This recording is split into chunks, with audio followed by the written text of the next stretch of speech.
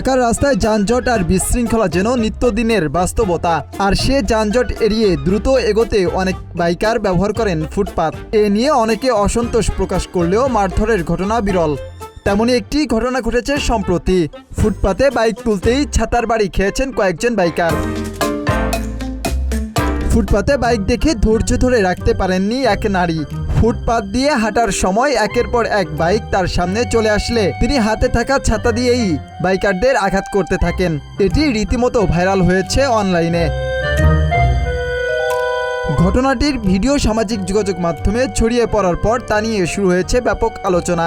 নেটিজেনদের বড় অংশ ওই নারীর সাহসিকতার ভূয়সী প্রশংসা করেছেন। আবার অনেকেই বলছেন আইন অমান্যকারী বাইকারদের এটাই উপযুক্ত শাস্তি।